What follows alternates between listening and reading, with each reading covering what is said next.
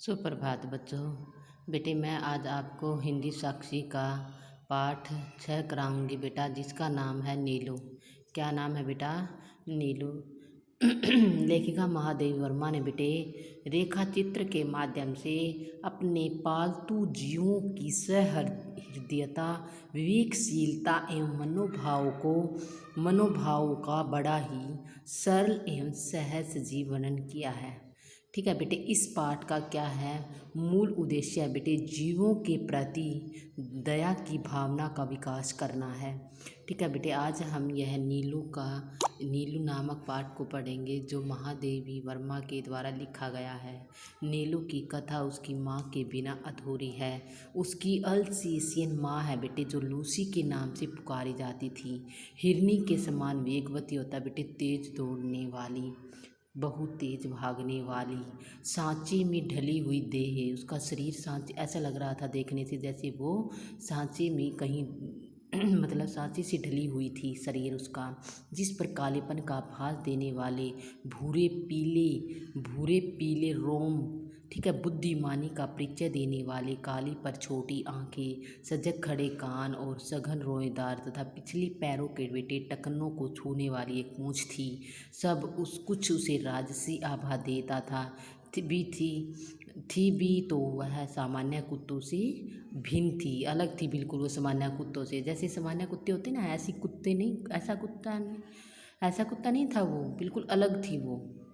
ठीक है, नहीं वो उत्तरायण में बेटे दो पहाड़ियों के बीच से एक पगडंडी मोटर मार्ग तक जाती थी।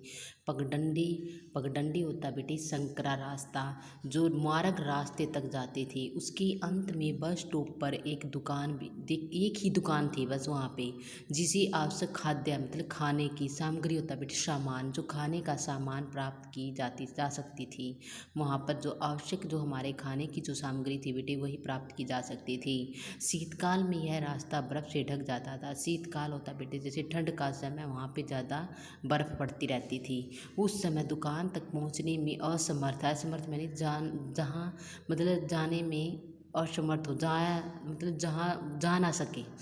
उत्तरायण की निवासी लूसी के गले में रुपए और सामग्री की सूची के साथ एक बड़ा सा क्या करते थे, थैला या चादर बांधकर उसे सामान लाने के लिए भेज देते थे।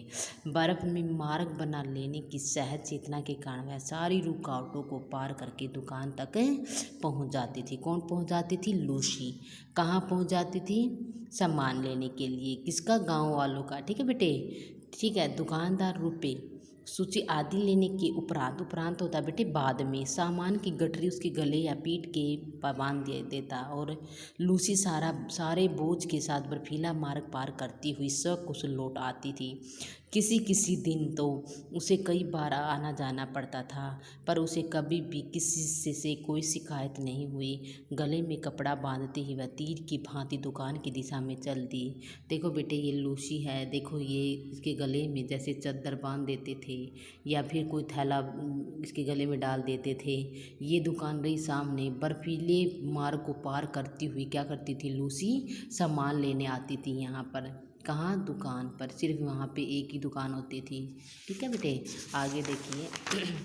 एक दिन बेटे लूसी ने पर्वतीय गांव में बर्फ़ में एक दिन बेटा क्या हुआ, किसी पर्वतीय गांव से बर्फ़ में भटकता हुआ एक बूढ़िया कुत्ता आया।